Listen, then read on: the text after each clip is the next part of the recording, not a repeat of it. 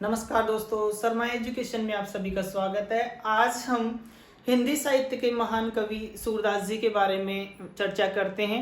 देखिए, सूरदास जी का जन्म संवत 1540 में हुआ और इनका निधन या तिरोभाव है वो हुआ संवत 1620 में। अब इनके जन्म स्थान के बारे में दोस्तों हम चर्चा करते हैं। तो जन्म स्थान के संदर्भ में हर विद्वान में अलग अलग मतभेद हैं। ठीक है, कई विद्वान इनका जन्म स्थान मानते हैं आगरा व मथुरा के बीच रुनुकता ग्राम को।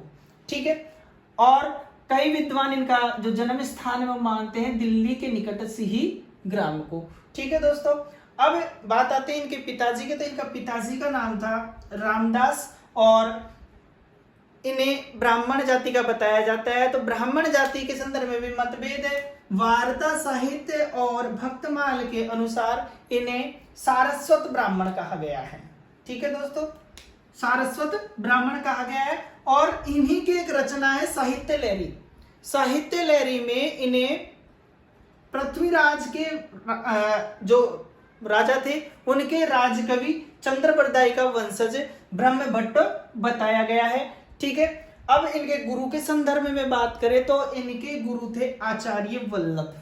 इनके गुरु थे आचार्य वल्लभ और आचार्य वल्लभ से जब इन्होंने दीक्षा ग्रहण की उसके बाद में जो कृष्ण के प्रति इनकी दास्य भाव की भक्ति थी वो साख्य भाव में परिवर्तित हुई, सखा के रूप में। और उसके बाद इन्होंने रचनाएं आरंभ की और इनकी रचनाएं हैं वो तीन हैं, सूरसागर, साहित्य लहरी और सूरसारावली। तीन रचनाएं हैं। सूरसागर जो इनकी रचना है उसको अति उत्तम और प्रामाणिक रचना माना गया है। ठीक है, इसके बाद में इनके बारे में बात करते हैं। तो सूरदास जी को कहा गया है कि जन्म से अंधे हैं। एक बार ये अंधकूप में गिर गए तो 6 दिन तक उस अंधकूप में गिरने के बाद भगवान श्री कृष्ण ने इनको दर्शन दिए और उसके बाद इनको सनेत्र कर दिया था।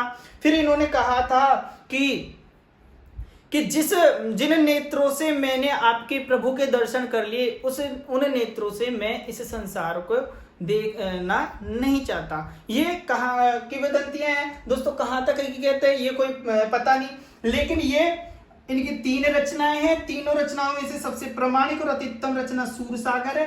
ठीक है, धन्यवाद दोस्तों।